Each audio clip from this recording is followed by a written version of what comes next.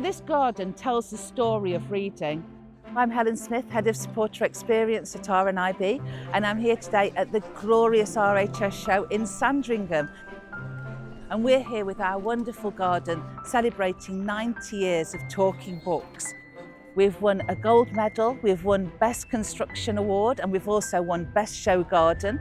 It's such an achievement, and to be able to tell that story through the planting and through the construction of the garden really brings home for people just how valuable talking books are.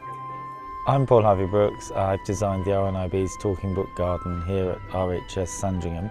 It's a space which is supposed to be reminiscent of a library.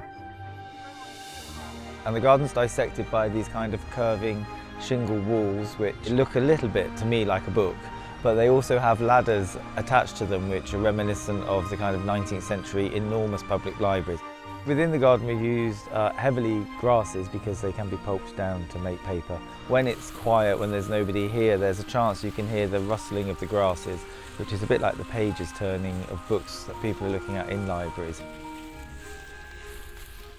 The walls have an amazing aroma that evokes dusty books and just the joy of actually thumbing through those. Scattered around the garden we have these 3D printed gramophone horns. The reason for those is that our first talking books went out on gramophone records, and they are amplifying the voices of some of our celebrity readers. So we have Brsyon, Lucy Edwards, we have Richard Osman, and we also have Lynda La Plante. 14,999 calls were made in total, sending 2 fire engines racing towards Rose Cottage from the Aylesbury fire station. By the time they arrived, the interior of the cottage had almost gone. I'm Toby Davey and I'm one of the content producers for RNIB Connect Radio. Talking books, I think, is something that means so much to blind and partially sighted people because it's providing books in a really accessible format, and it's a lovely way to sort of have a bit of time away from the hustle and bustle of life. In the centre you've got bricks on end and it really looks like a carousel of books. People could sit on the wall and they could talk to people, or they could be listening to the books together in the chairs, and the walls are quite encompassing here, so you feel quite sheltered and quite safe. The garden was fantastic. Loved all the way that it was like a library and the awareness of the spectacles that showed you what people go through with different diseases and what they can see. It was really, really good information. My name is Fee. I'm an HR business partner. I work for RNIB, but I'm here today as a volunteer, and I'm speaking to our visitors about SimSpecs. SimSpecs are an opportunity to provide insight into what vision is like for people with certain conditions. This SimSpec specifically gives an example of someone with cataract. And you hold it to your eyes and it gives you the kind of the perspective of someone with that condition. My mum was partially sighted, so basically it's just nice that it's sort of brought to life. Yeah, really nice. Great use of colour, like the themes with the books and the smells. It's really lovely. It's very hopeful and inspirational. Really loved it. People do support us in lots of ways, by running the marathon, by leaving a gift in the will, by monthly gifts, and a lot of their support does go towards providing that talking book service.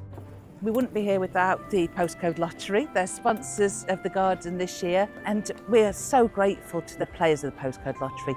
I'm John Herriman and I'm a trustee with the Postcode Lottery. So there's been a relationship now for 8 years between the Postcode Lottery and the RNIB, over which time there's been £15 million worth of support for blind and partially sighted people. And to then see that represented through the garden in terms of talking books, supporting reading services, is just absolutely fantastic. And I think the message to the Postcode Lottery players is, this is what your money goes to fund, this is the difference that it makes.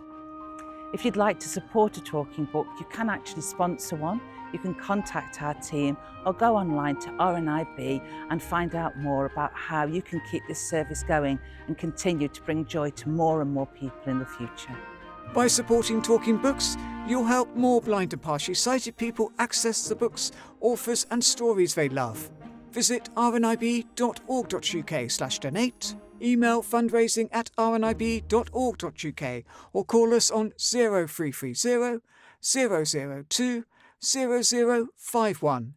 Supported by Postcode Lottery Players. differently.